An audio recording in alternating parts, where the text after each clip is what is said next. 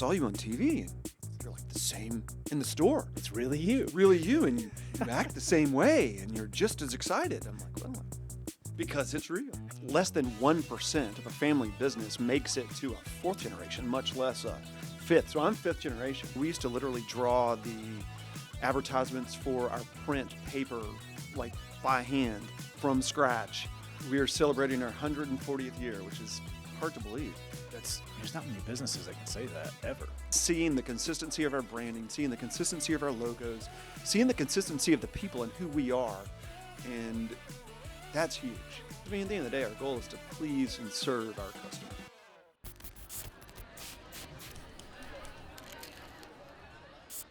Welcome back to the next episode of Spectruss Speakeasy podcast. Today we've got Carter Fowler with us. He is one of the owners, president, CEO of Fowler Brothers. Carter, thanks for coming in and chatting with us. Thanks for having me. I'm glad to be here. All right, I got to say, starting out, every month we shoot a commercial with you, and you're so outgoing, and I've been there watching myself, and Zach and Justin always come back. It's like Carter's a natural. I've never seen you be more nervous than this podcast right now. Oh, I'm not really that nervous. It's a little different setting, though, that I'm used to. You have to admit, I mean, there's more, it's just different. Yeah. So I love cameras. I love speaking, so it's no big deal. I'm glad to be here, though. Thanks for having me. Yeah, absolutely. So, we're talking about what we want to talk about in this podcast. And it's always the challenging part of like, what do we want? There's so much to talk about. But to me, I think like getting a timeline together, and I went back to when we first met. I think this was 2017 or 2018. And it was at the Sports Barn. Yeah. And you were training with Adam Mackey. That's right. And you're climbing a lot, and we wound up bumping into each other. And yeah, I just seen some video. I was, I don't remember what it was, but I just saw a video of you, and it really just hit me. And then I saw you over there working out, and I asked my trainer at the time, Adam, I was like, do you know him? And he was like, oh, yeah, that's Sam. And so I think he introduced us, or I just walked over to you. I don't remember. Do you? I don't remember. I probably just walked over to you, knowing me. Yeah. You're so outgoing. I know you got no problem doing that. But yeah, we wound up talking about marketing, advertising, and then here we are 7-8 years later, and right? We've been helping you guys out now for that long, and it's been an awesome journey. It's been a great relationship. We have, there's certain people you work with that it just really clicks, and certain people you don't, and I feel like we really clicked quickly, and it's been a great relationship. And I know my whole team's enjoyed working with you, and Justin's really been hands-on the entire time. He has. He's been with you the whole time. Yeah. And Zach's been shooting the commercials. Zach, how long have you been shooting commercials for Carter now? Yeah, I think since like 2021. Okay. It's like 3-4 years now. Yeah, like that. It's been a minute. But it's gone really well. And even this year is the 140th year. That's right. We are celebrating our 140th year, which is hard to believe. There's not many businesses that can say that ever. Gosh, I remember I was a member of the Family Business Institute of East Tennessee, and we would meet with only family businesses from Knoxville to Chattanooga and all over. And we started talking about age, and that was one thing that was really unique. And so I started kind of digging in and doing a little research, and I think I learned that less than 1% of a family business makes it to a fourth generation, much less a fifth. So I'm fifth generation, which is pretty awesome. Cool. Yeah, so it's definitely uncommon, and so you think, what makes it work? Yeah. And I think for me, it's consistency. It's doing what we do and sticking with it. Yeah. And I think that's special, and knowing that the family and your team are what makes the business work. So. Yeah. Yeah. Consistency, that really stands out to me, because I remember seeing, I think whenever we first started to work together, you had me come over to, at the time it was Furniture Shop, Patio Shop. That's right. And back to your office, and and it was your dad's notes, and maybe, I don't know how many generations went back, but basically every piece of marketing and advertising, every piece of advertising that you have saved in like print version for years. I mean, is that even decades? I don't know how far back that goes, but it's impressive. Oh my gosh. Well, I'll tell you this. So, it's been probably 5 or 6 years ago. Remember when the tornado came over and hit East Brainerd and Ottawa? Yeah. So remnants of that went over our building and caused a giant flood. And, so we had to actually go through several of our rooms that were housing a lot of this old advertising, which was really crazy. And I have all of the original, back to the 30s of newspaper articles. And back then, the Times Free Press would give you a bound, a book that was it was like this big, huge. You still have You some know, of those? yeah, we have them all. That's awesome. I mean, I think maybe a few of them got wet with some of the moisture from the water that we had come in the building, but Yeah. not many. I mean, we have salvaged Wow. all of it. That's awesome. Yeah, it's really cool, and to see, so within that is not just our advertisement for the newspaper; it's also all the content of that day. Yeah. And super cool. yeah, so like whatever was going on in the paper or other people's advertisements or whatever. So it was really cool. So back to the 30s, you said?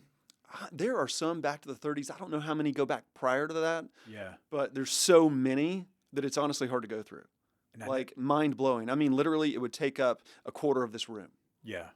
That's awesome. Stacked floor to ceiling.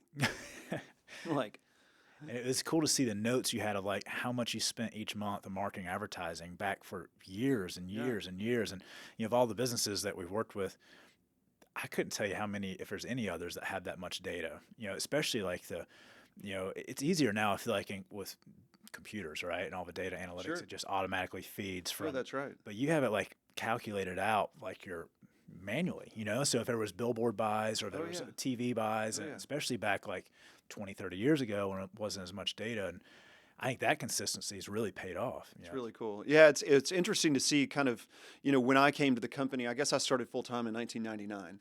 And up until that point, I was in school and college and, I think I've worked every single position in the company. But, finding all of the things that I guess were left behind from previous generations. And my dad, for example, I'll never forget, he made this, it was on like a pegboard. And all of the little pins, like the peg pins, not like a thumbtack or, they were like pins. So they had the round head and the short pin. Yeah. And he had all different colors.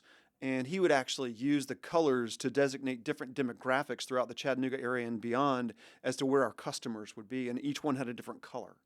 Wow. And just like looking at how we analyzed data back then compared to today. Yeah. It was amazing to, So yeah, I was definitely fortunate and blessed to have, a dad that kind of left me with all this information, taught me so much about marketing and advertising. Of course, I went to business school and learned, a lot there as well. But most everything has been hands-on. It's been doing it. Yeah. And we used to literally draw the advertisements for our print paper, like by hand from scratch, like on a piece of white paper or even like the type of paper the newspaper provided for us with the different dimensions and such. But like drawing an ad. That's and, awesome. and even like watching him cut like literally pieces of paper and letters and put them and he would use different types of glue, to put it on the paper and then present it to the paper. Like, this is what we want. Yeah. Like, can you do this? That's so cool. Like, yeah, we can. It's so different from what we do now. Right. Like everything's digital for the most part. I mean, you think about the word cut and paste, what that means today. It Right. doesn't mean literally grab some scissors and Control C, some Control paste glue. V. Yeah. Right. Yeah. So, Man, that's but consistency, I mean, I think the most important thing we do, and you've really helped us with that all across all channels and all networks and everywhere our customers see us, is seeing the consistency of our branding, seeing the consistency of our logos, seeing the consistency of the people and who we are. And that's huge. Yeah. And that makes a difference. And I see so many other people, and it's like it's almost like you want to jump out and coach sometimes because you see people like use 3 different logos for the same business. Right. And you're like, I'm confused. Right. So, Yeah. and that's one thing that, I'll never forget when you helped us rebrand, because we're Fowler Brothers Home and Patio today. Yeah. And we were the furniture shop and the patio shop of Fowler Brothers Company, and remembering the days of shooting a commercial when I had to say all of those words all at the same time, knowing I had 29 and a half seconds for a commercial, and I had to say the furniture shop and the patio shop of Fowler Brothers Company all at the end.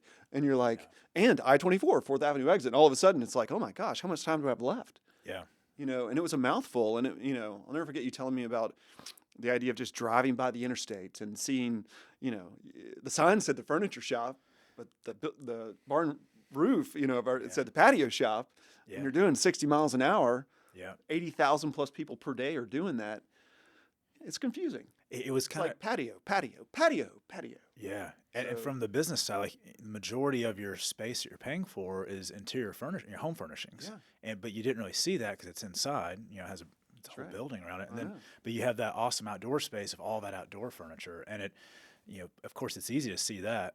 But then whenever we started discussing this and you're open to the ideas of rebranding, and you brought that piece from right beside the Tivoli. It was the picture of original Fowler Brothers, right? Wasn't that original spot? That was. And that's such a So cool. that was the flagship store downtown at 7th and 8th, 7th and Broad.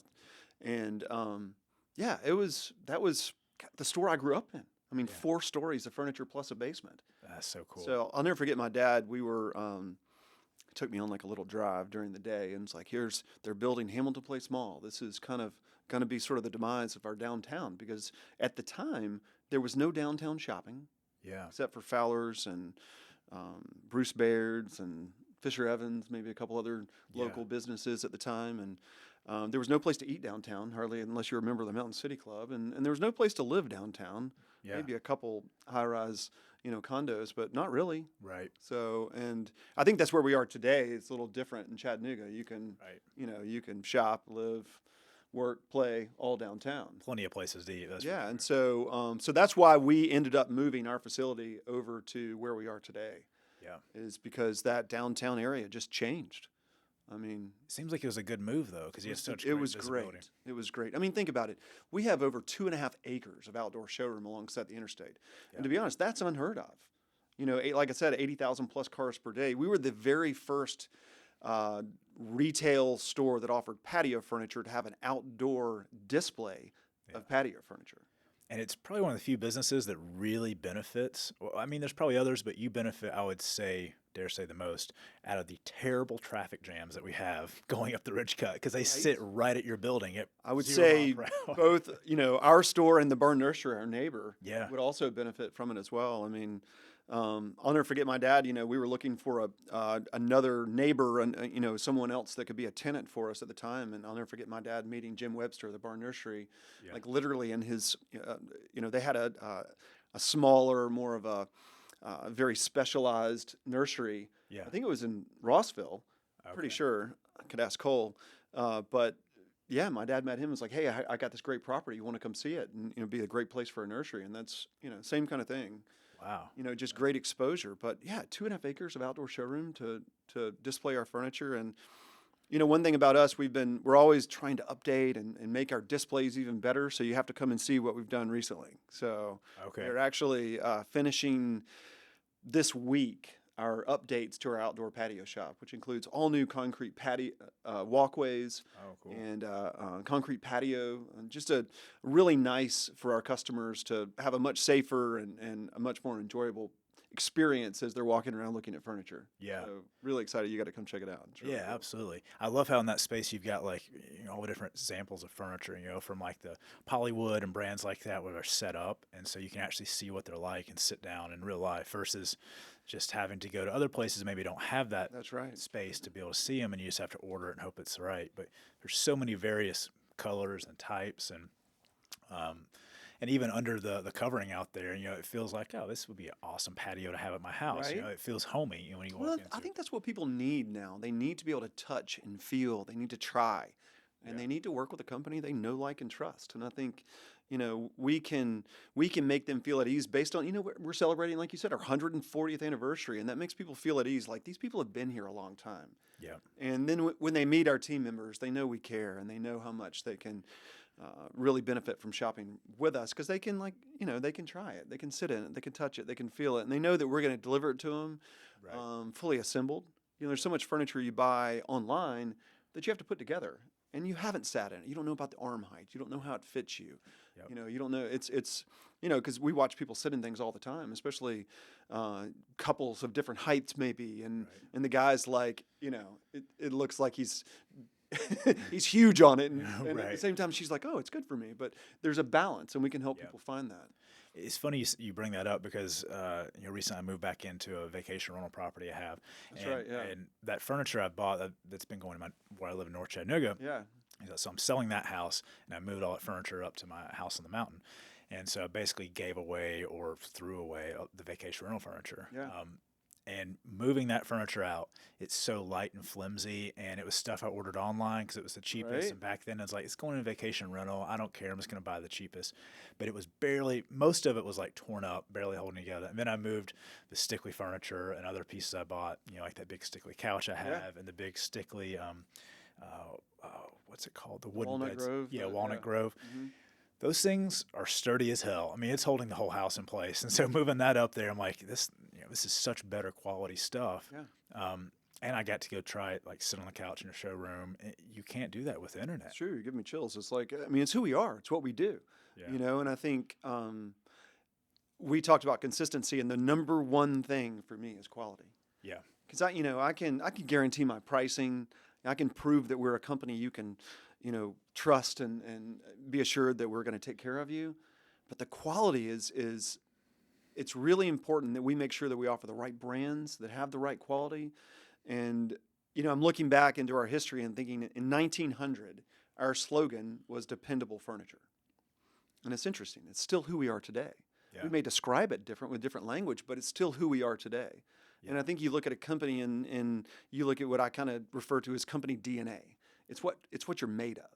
Yeah. And it's when we describe brands like Stickley Furniture, they have a DNA. They have construction. They have a story, and they have a it's like we were shooting the other day, and Louie, my dog, was standing in the drawer. And there's all kinds of pictures of me standing in the Stickley drawer, but it was kind of cool to see him doing it. It's just how it's built. Yeah. And you can move it from house to house. You can have it for generations. And I think that's what makes it so different is the furniture that we're offering today, much like we did in 1900, is something you can pass down through your family. It's something that has a certain DNA or a certain quality that you can rest assured that for sure you can pass this on to your kids. Yeah. Which is like, what type of investment can you make besides maybe gold or silver or diamonds or something like jewelry, that you can literally pass on down to your family? I mean, it's just not. Think about it.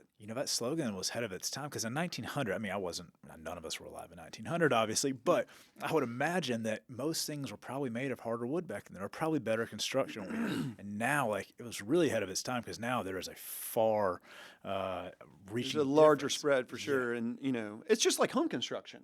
Yeah. And you think about some of the lumber terms that we use today. Right. Don't describe the actual dimensions of the lumber. Yeah. But at one point they did. Yeah. And I think the brands we carry still offer that construction and that DNA like we did it before. And I've jokingly told our customers and our guests that come in the store, I've literally dropped a brand over a foot glide, because the manufacturer wouldn't take care of us. They wouldn't replace it.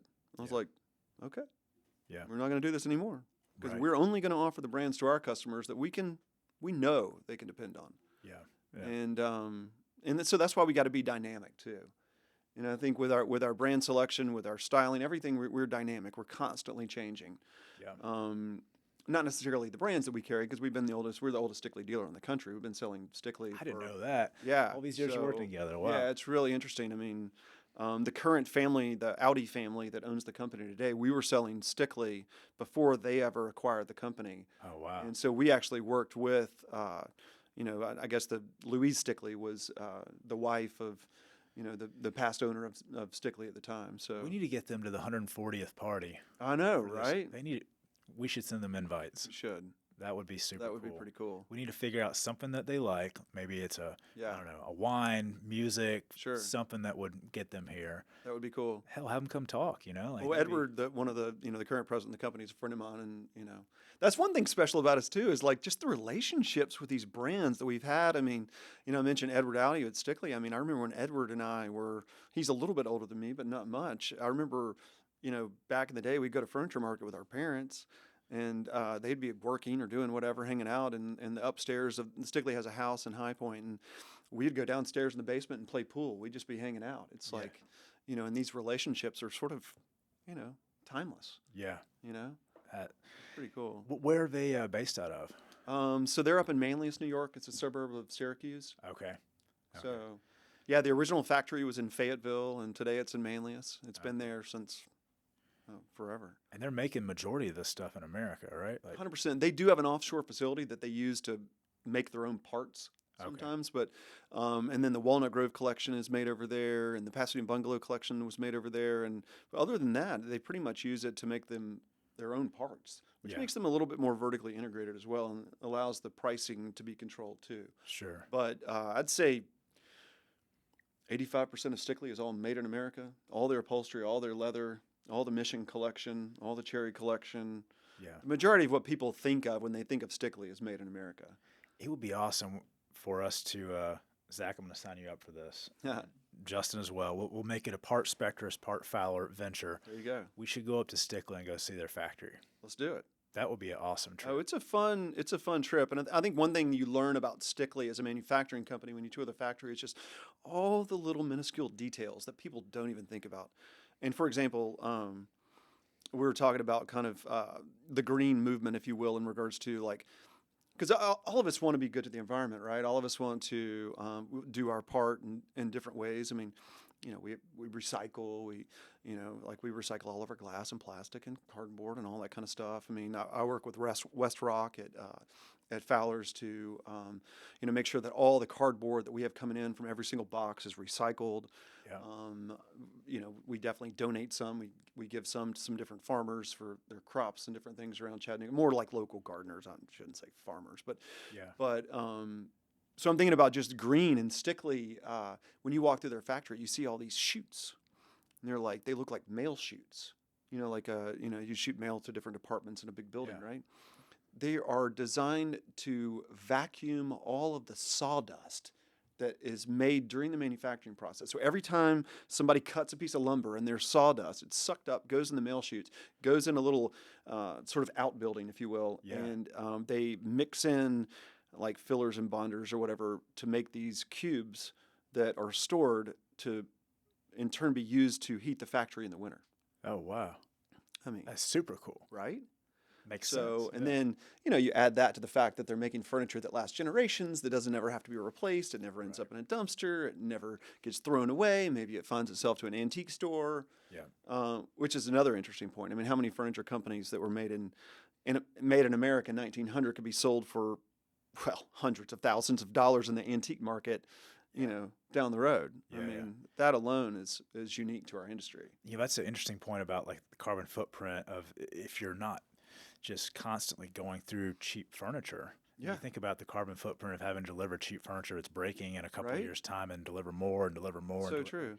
Well, it's probably one of our biggest, compared to a lot of furniture companies that are selling you a sofa that will fall apart and end up in a dumpster, and then you got to buy another one. That's the only bad thing about us is we sell people furniture that lasts forever and never has to be replaced. So the only time you get rid of it is when it doesn't fit anymore because you moved, or because you're not wearing it out, Right. really. So it's just like you've had it for so long, you're ready for a change. Right.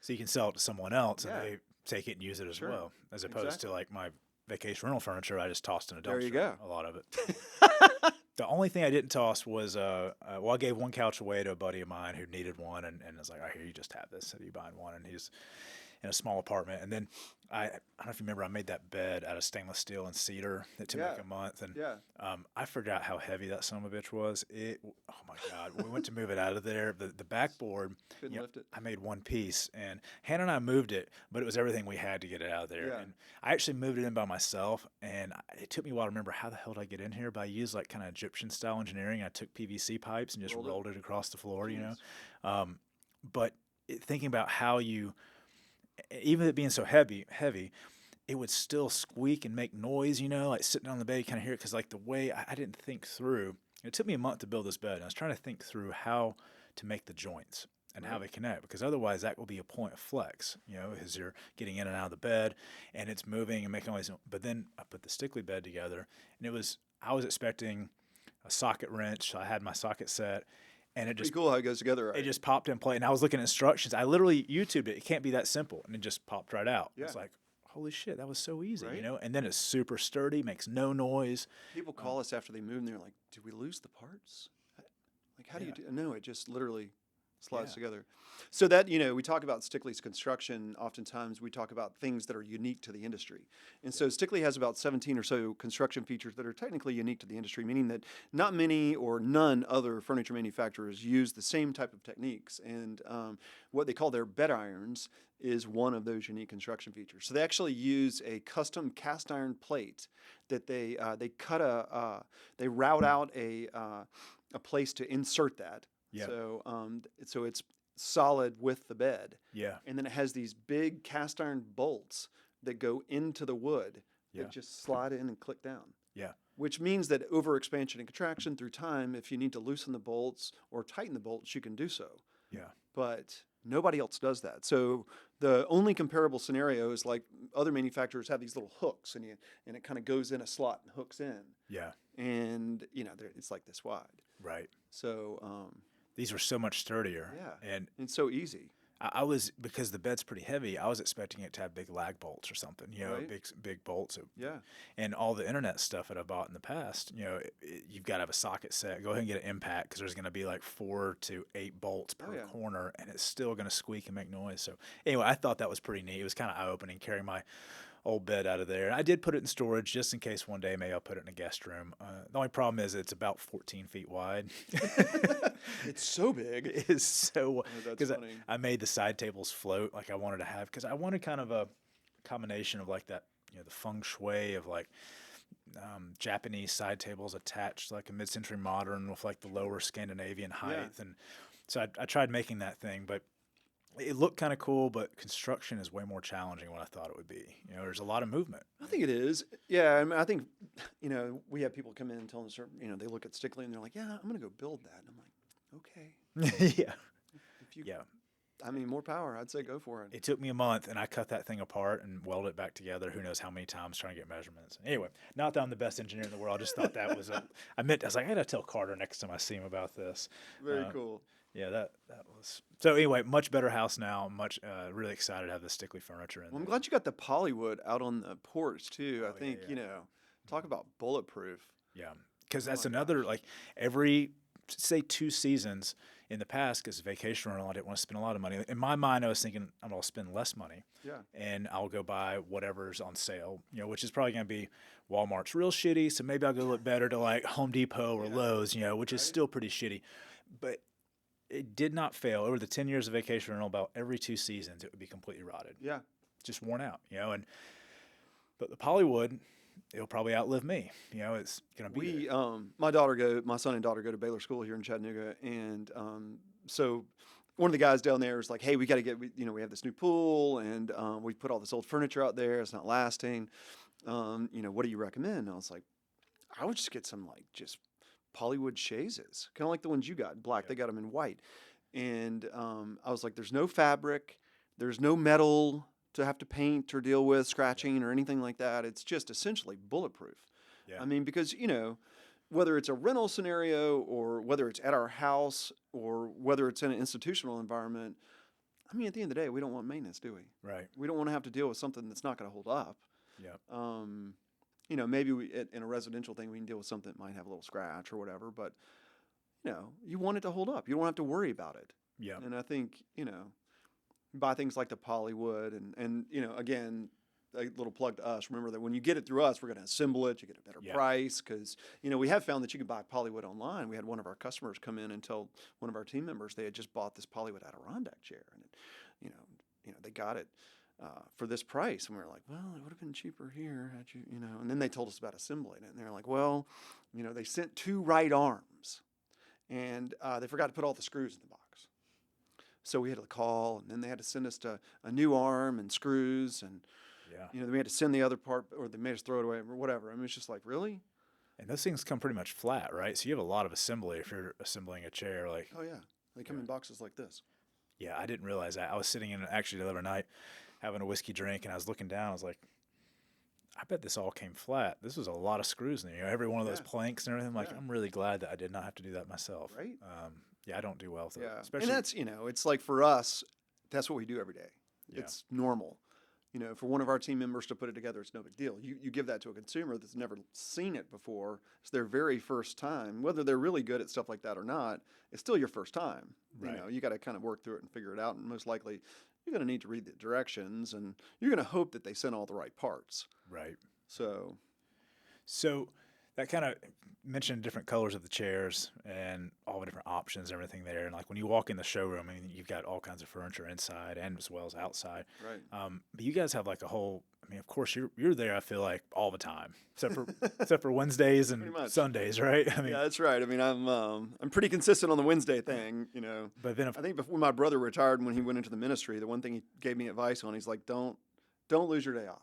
Yeah. No matter what, take your day off. And I've kind of like really resonated for me. So yeah, I'm off on Wednesdays, and which everyone thinks is a little weird. Like, why don't you just take Saturday off? Well, because I work on Saturday. I mean, yeah. Statistically, Saturday is the busiest day in retail, and Wednesday is the least busy day in retail. So, yeah, What to have the president CEO there, and you're so hands-on with everyone, and every time we've come in there, whether it's me, Zach, or Justin, like all of us have seen like you're working with customers constantly. But then you've got that whole like design team too, and like there's a lot of options in there. So you guys are helping everyone pick out interior design, like you're consulting with them, and 100%. for the whole home, right?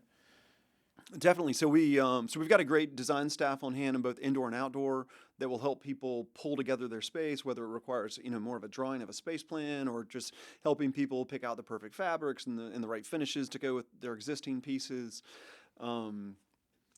But yeah, I mean, I think we also work with outside designers. There's a ton of local interior designers that use us as a resource for their clients, and they'll come in and work with our design team to help them find all the right products. Because at the end of the day, I mean, there is a broad range of things that you can purchase through us that we don't necessarily have on the showroom floor. Yeah. I mean, we have a large showroom, but there's no possibility to put all of the different products from all of the different brands that we represent on the floor. And, and even it comes down to fabrics and leathers and sizes and things like that. So, I mean, you have so many choices. So our team is kind of like a guide to help you navigate the showroom, to help you find the right pieces, to help you understand kind of what you're going to get, understand the time frame it may take to make it. But we do a lot of just custom furniture. Like, for example, one of our most important brands is called Canadell. It's also a solid wood company. It's made in Canada. But it's a company that you're literally getting on a computer and choosing every detail about what you want, and not just the color. I mean that whether you want a leg or you want a pedestal, or how thick you want the top, or what you want the edge to look like, or do you want it to be modern or traditional? Do you want leaves in the middle or leaves at the end? Do you want it a solid top? Do you want the grain to be running horizontal or vertical? I mean, how do you want it? And it's all customizable, and it's not like at a cost. It's just how it works. It's like we're choosing all of these different things. See, I would need a team for that, or at least a person, because there's so many options. Yeah. Someone who's it's just too complicated to try to do it all by yourself. So. Yeah.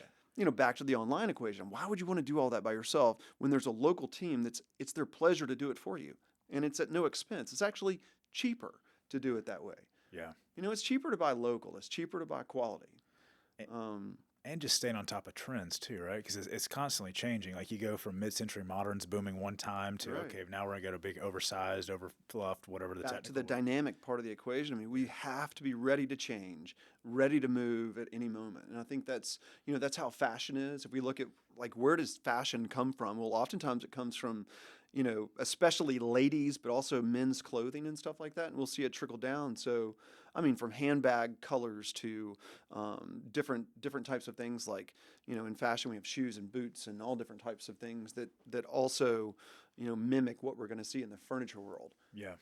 Usually a couple of years down the road. Yeah. I mean, even there's like colors of the year, right? Like every year there's a new every palette year of the there's a new Pantone color for sure. Yeah. So, but yeah, we try to be on track with those trends and try to make sure that we're recommending, the right colors of the seasons and different things like that. So you'll definitely see when you come in the showroom, there's more wintry, colors and different things like that during the winter seasons, where in the spring and summer, you're going to see more vibrant colors. But we're always trying to make people feel some kind of push of the season, if you will. Like, I mean, even right now we have so many different greens and blues and happy colors to make people sort of spawn out of winter into spring and be looking for those days of longer sunshine like it just happened. Yeah. which is pretty exciting.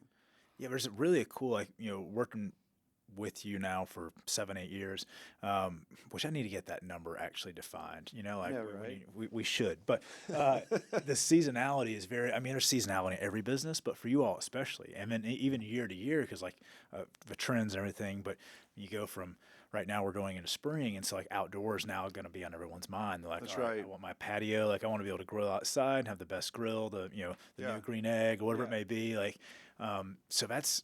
I mean, it's a lot of planning on the business side for you because you need to give what It people are is, looking and for. yeah, and people are always asking like, what is your busiest season of the year? Well, for me, my answer is always, well, when both of my stores are going full steam, and so meaning that like if it's January and we just got snow on the ground, well, not everyone is thinking about their patio furniture and their decks and pools and spaces like this, and so, but at the same time, they are thinking about maybe there's holidays and decorating their dining room and things like that. So my busiest time was when they're thinking about both. Yeah. And so obviously, spring, summer, fall is kind of our busiest times because they're thinking about both indoor and outdoor furniture at the same time, which makes, both stores busy together. Yeah, yeah. That's got to be, I mean, I guess that's where all these years, 140 years of experience, but planning for inventory control and making sure you have the right things at the right time. And I mean, it helps you have such a large footprint, but I mean, you're obviously selling more than that and you're having to plan for it. And Yeah.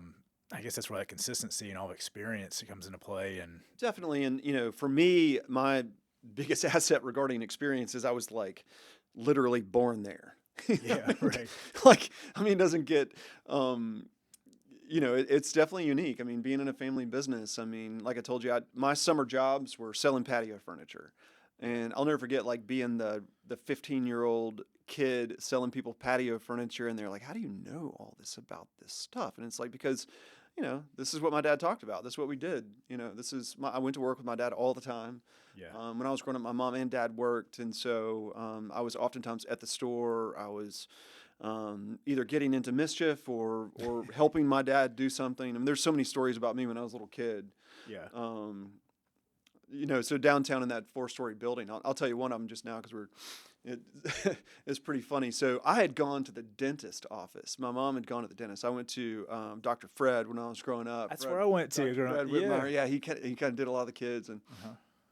And so I don't know if I had like a cavity. I don't know what I don't remember, but they had given me some laughing gas, and I was a little looped, I guess. And so when they brought me back to the store, I went to like one of the back rooms where they kept all these like rug samples, and there was a rack of like four high of different like rug rolls and fabric rolls and samples, different things. And so, and I had told one of the people that, was working in there, like, I was in there. I don't think they really noticed, but I climbed up at the top and I kind of got on one of those top racks and I laid down and went to sleep. My head was kind of hanging over almost the edge, but I had a little more hair than I have now, but it was like super curly. I had crazy curly hair and I just fell asleep.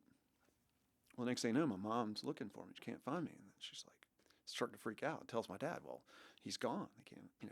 So next thing you know, they have like locked the doors, shut the building down. They have like employees at every entrance, not letting anyone leave. They called the police, the fire department. Oh my God. They had police all around the building looking for me. They had, there was fire engines outside. Yeah. It was just absolute chaos. And I think the guy's name, I think it was Todd Hartman. He was one of our employees that was at downtown Fowler's. I think that's who it was. He found me. He was like, oh my gosh, Carter, come out right now. Like your parents are freaking out. They have got the building shut down. And so I went out there and I was like, what? I was just kind of like, I was asleep. What are you doing? That's hilarious. But yeah, I used to, growing up, I'd get on the elevator and I think I charged people $0.25 to ride up and down the elevator. And no one had $0.25. They give me $1. My dad was like, where'd you get all this cash? I'm like, I was working on the elevator today, Dad.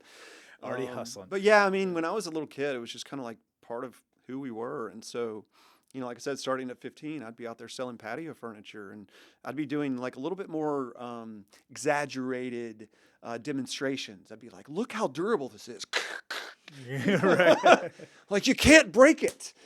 They were like, oh my gosh, you really can't. Oh. But yeah, just being who I am, I'm there every day. I do what it takes to kind of make it happen. I mean, I think most of my employees are surprised by all the different things they see me do, whether it's working with Zach to shoot a TV commercial, and in the middle of it, I'm helping a customer and helping maybe solve a customer service problem. I mean, Zach's like, "Are you coming back?" Like, where's he going? Right.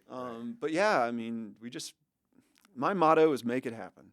Yeah. You just do what it takes to make it happen daily. Well, you've got so much knowledge and experience, obviously, from the years of growing up there as a kid that, that's the stuff that just doesn't grow on trees. It's like, even if you bring someone in that, say, a very entrepreneurial-minded individual is like, I want to get into the furniture industry and I want to make the money that the Fowler Brothers is making. But if they don't have all the experience and knowledge, I mean, it's going to be a rough road, right? Like, I mean, people can get into it and get the brands, but if they don't know, and I think, we've seen that happen over the years to many different players in the market, whether it's, boutiques, designers, other furniture stores, what have you. I mean, I think it's not the easiest market to get into for sure. And it definitely takes a long line of relationships, a lot of hard work, and just a daily grit to make it work. I mean, it's like I said, we make it happen. It doesn't just come. Yeah.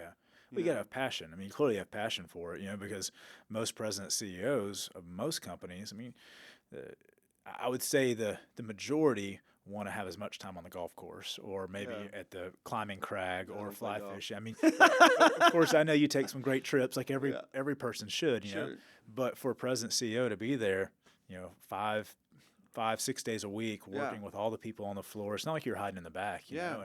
And to be honest, like, I mean, people point that out all the time. I don't know any different. It's just who I am.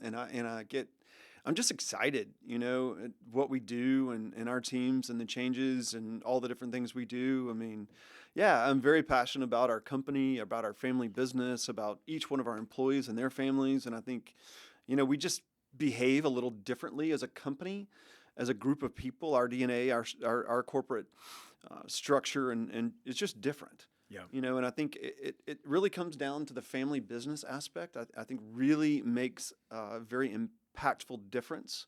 Yeah. And I'll never forget, like, I was in business school at the time, and one of our professors, he was a guy I went on a study abroad with, and just a super smart guy. I mean, I think he had taken over a multinational company when he was like 40-something. He didn't need to teach. He was well off.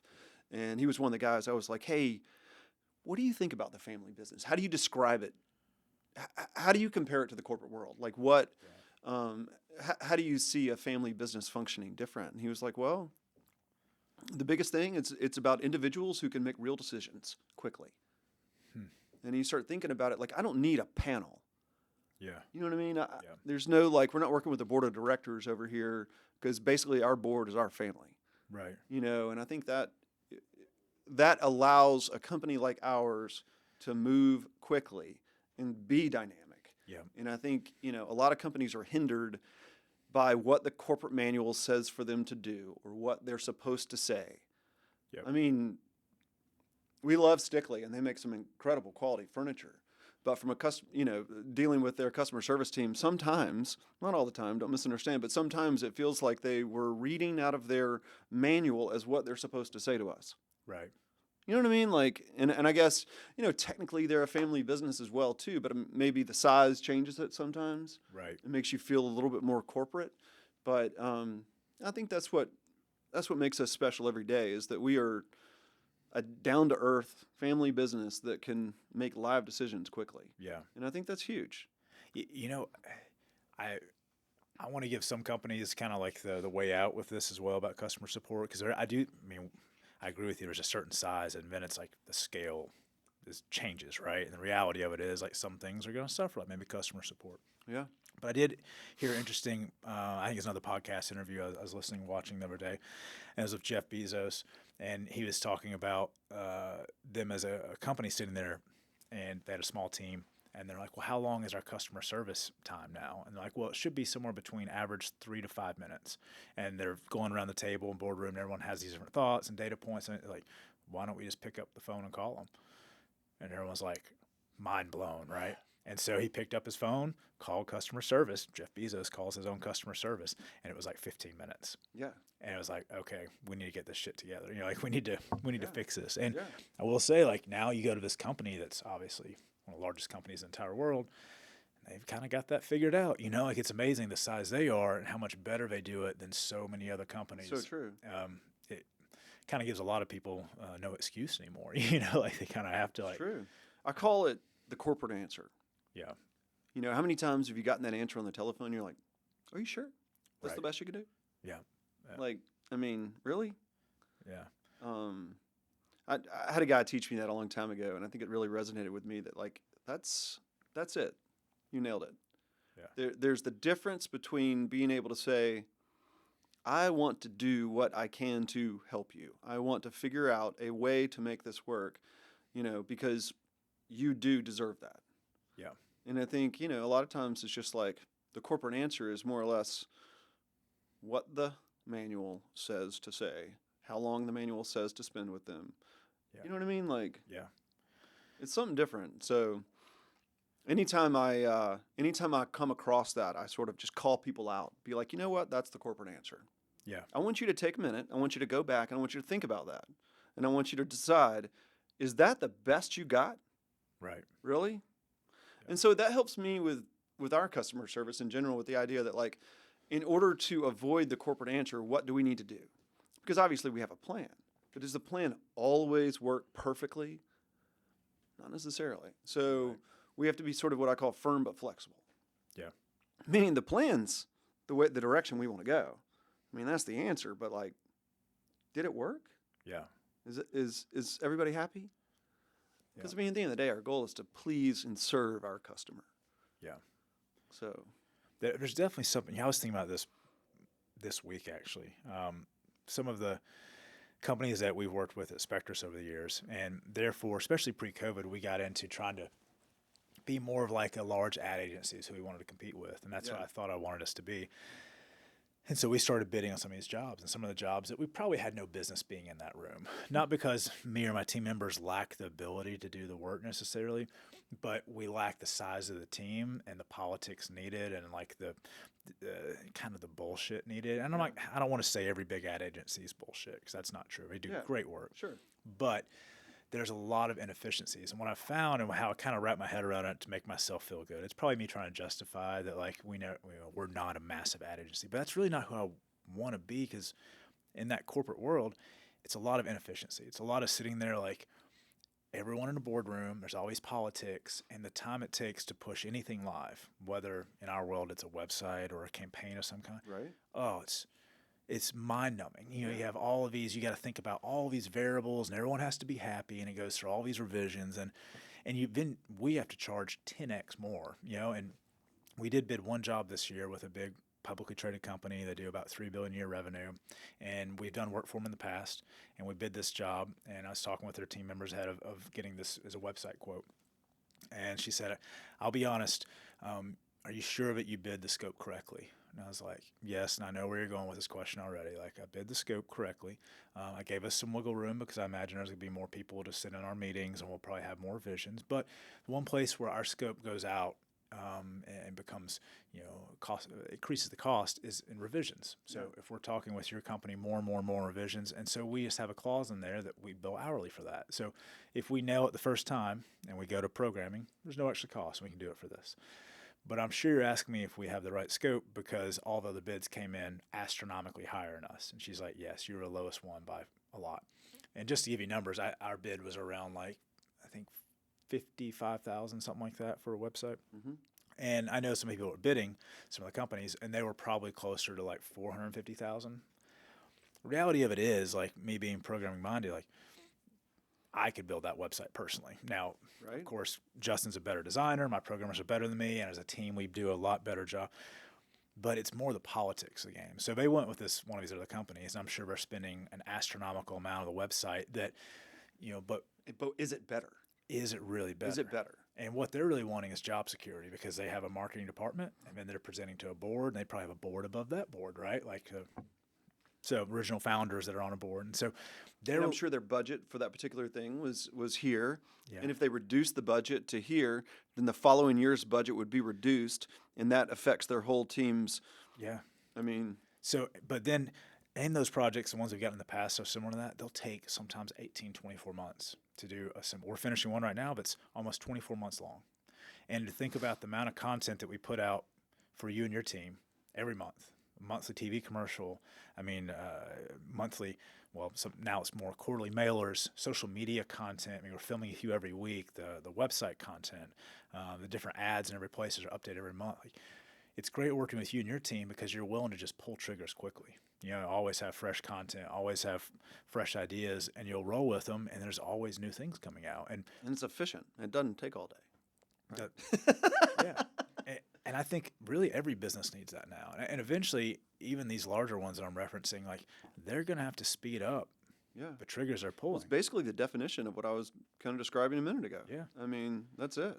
And digital's kind of demanded that in a way because you have to have this quicker content. You got to have social media that's going out every day. And if it takes a team of 30 people, you'll be a year behind by the time you get ready. Yeah. And then the trends have changed and everything's changed. So. And I think that's why things have to come out quickly because the digital world is quick. Yeah. Everything changes so quickly.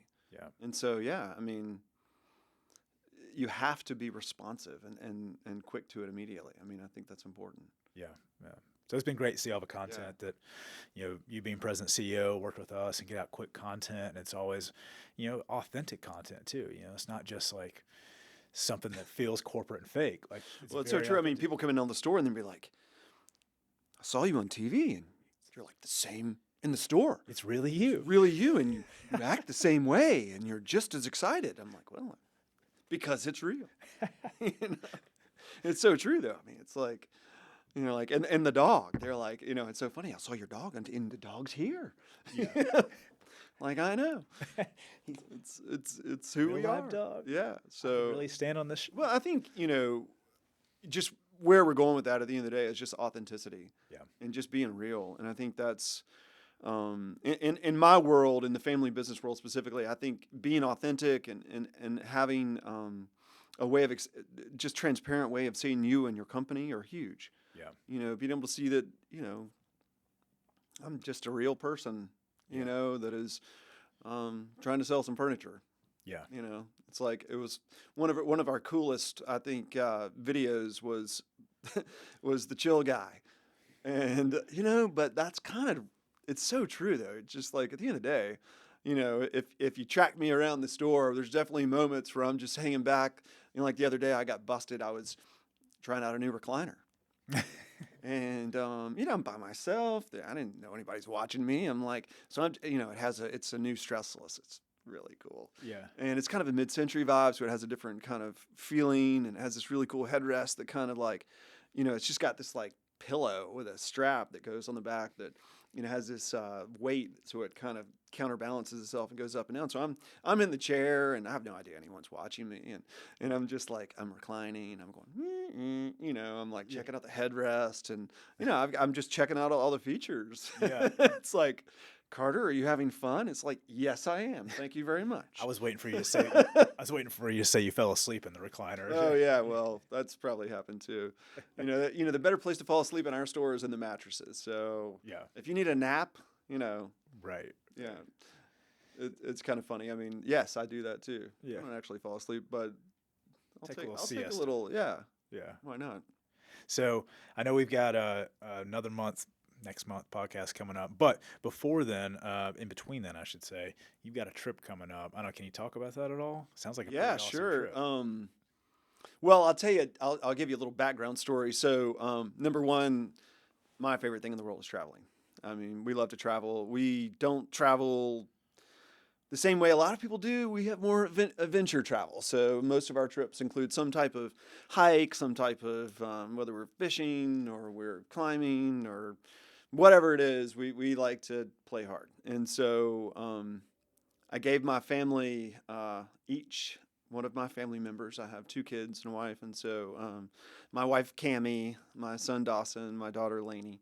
And so anyway, we all got to write on a note card where we wanted to go.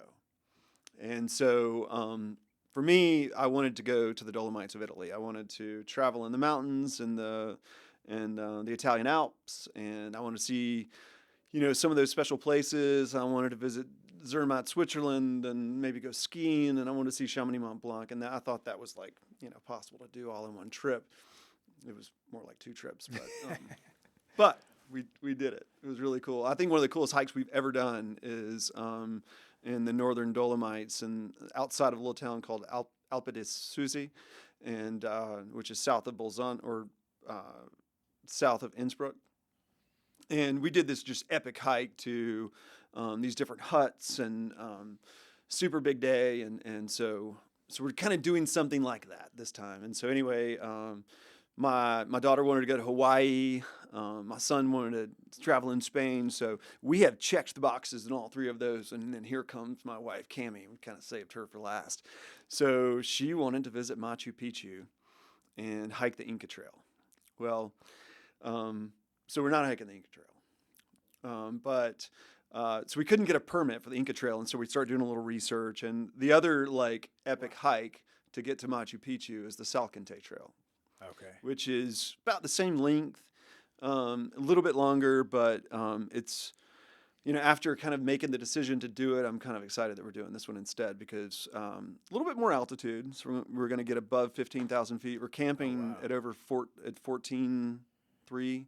Now, are you something like carrying your that. own camping gear? You have people carrying it for you, or mules? Or We're working with, normally I'm kind of a self-guided, my own travel agent type of person. In this case, we're working with a company to help us kind of do some of those things. So on the Salkantay Trail, you can have animals carry your stuff. Nice. Where on the Inca Trail, you have to have porters carry your stuff. Okay. If you're going to do it that way, or else you have to carry all your own stuff. So we're doing sort of an assisted hike. So we'll have a little day pack of water and stuff like that, and then we'll have all of our other heavier gear taken to each campsite. So we're 4 nights in tents on the trail and 5 days hiking. Oh, that sounds awesome. So and you're going from what elevation you start at? so we start in Cusco, Peru. So basically we fly from Atlanta to Lima. And then we spend the night in Lima, and then we fly from Lima to Cusco, Peru, and we'll spend a couple nights there to acclimatize. Cusco is over 10,000 feet. Oh, wow. All by itself. So what are we here, like 1,800 feet? Chattanooga? gosh, Maybe less than that. I think Signal Mountain is like, what is it, like 1,700 and something, and Lookout's like Okay. 1,500 something. We're lower than that right now. Wow. Yeah, That's a big difference. it's a big difference. That affects me. I don't know. How are you in altitude? I'm usually fine. Like skiing in Colorado or whatever, I'm usually fine. We went to Zermatt. We went over. We camped at over 12,000 feet there. Okay. It messes me up. I'm a sissy about altitude. I don't know why, but Yeah. So I mean, obviously, there's some kind of rules we'll have to kind of follow along the way to make sure that we don't get sick or whatever. So like, for example, when we first get there, we're gonna have to like triple our water consumption. Okay. No alcohol, light food. Like basically, one thing that they say is that once you're up at a higher altitude, like your bodily functions just don't work as well. Yeah. So like you go eat a big hamburger and try to digest it, your stomach, your intestines not getting enough oxygen, so it just takes longer, which gives you stomach aches, which can, so you hear about all the people like getting sick on the trail, usually because they're not kind of working on that type of stuff. But we're gonna have a backup plan, come some meds for altitude sickness potentially. Okay.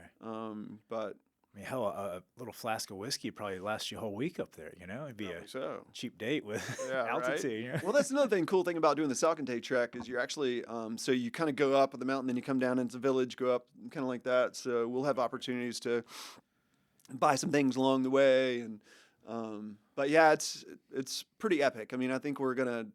So Mountain Salkantay is over 20,000 feet. It's just like it's one of the taller peaks in the Peruvian Andes. That's just a solid chunk of ice at the top, and we'll be sort of like surrounded by it on the first few days. And then after that, we go into the Amazon, and so you're in the cloud forest of the Amazon in the jungle for a minute, and then you come out at this little town. It's Machu Picchu town, which is called Aguas Calientes, and then we'll end up there, and then.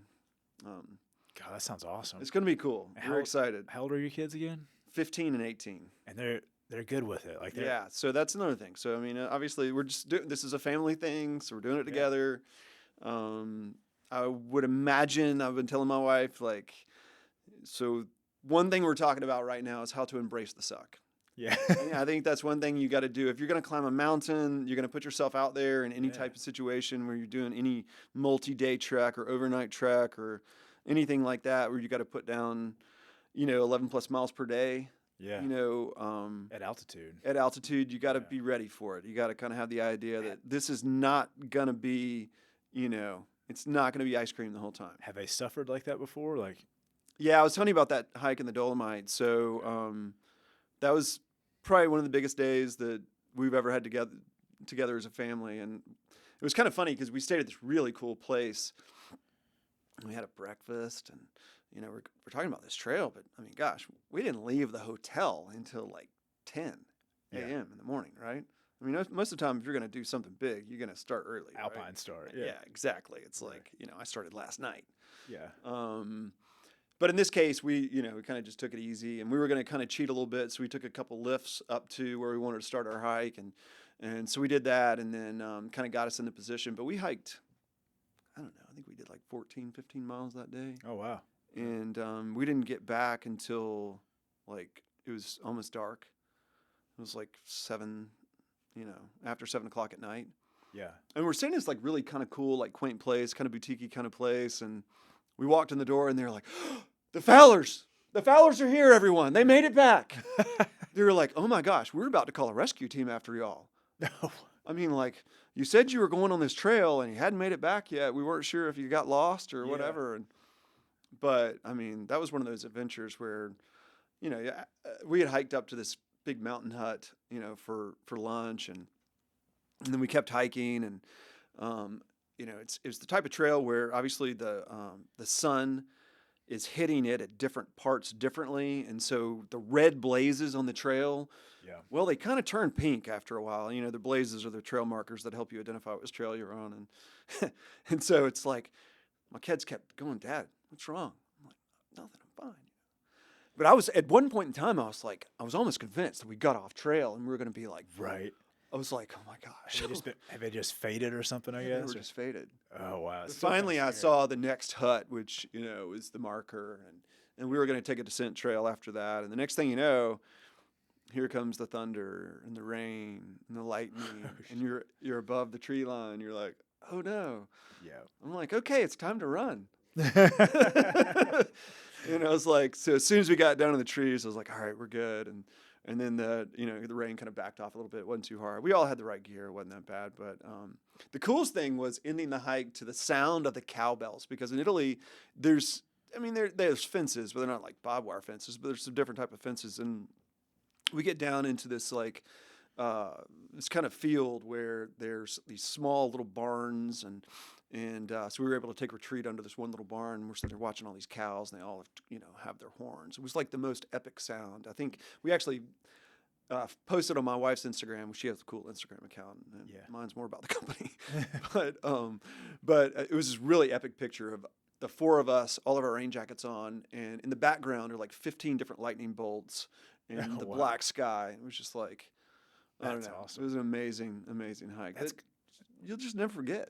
Yeah, that's cool. You can do as a family. Your kids can keep up. That's awesome. I know, right? I have 2 little beasts. They're pretty good. Now, is the daughter 15 or is the son 15? Yeah, good question. So, my daughter is 18. She's getting ready to graduate high school. Okay. She's going to UT, so Go Vols. I'm pretty excited about that. Is that where you went to school as well? I went to Appalachian State University. Oh, okay. Over in Boone, North Carolina. So it's where I guess I got into bouldering more than anything else, and that was one of my favorite places.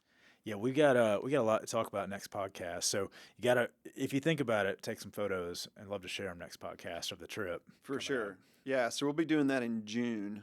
So we'll definitely take you some pictures. But I was thinking that was coming up here, but that's not. Well, my son and I are going fly fishing down in the Keys. And, and we have a buddy that has a boat down there, so we're going to join them for a little offshore stuff. So we've never done this before. I've fished with my wife down there, but never just the 2 of us, my son and I. So we're pretty stoked about that. Oh, that'd be great. Yeah. So I got some cool trips coming up, a couple different fishing trips and this big hiking trip. But Keys I'll definitely be sharing some. I think it'll be fun. Well, I love to talk about fishing and climbing both. So next one, bring some keys photos, and we'll add them to the podcast and the video. Awesome. And we'll talk about some climbing too, because I think it'd be fun. Yeah, for sure. Well, thanks for having me. I really appreciate it. Yeah, thanks for joining me. I think it's been fun, and we'll got more coming up. So, well, that's it for today's podcast. Thanks so much for joining us. If you liked what you heard, be sure to like, follow, subscribe. Also, be sure to visit FowlerBrothersCo.com, or if you're in Chattanooga, stop by Fowler Brothers. It's right off 24. Actually, Carter, you want to give it a run? I-24, 4th Avenue exit. Perfect. He does it way better than me. But thanks so much for listening, and we'll see you again soon.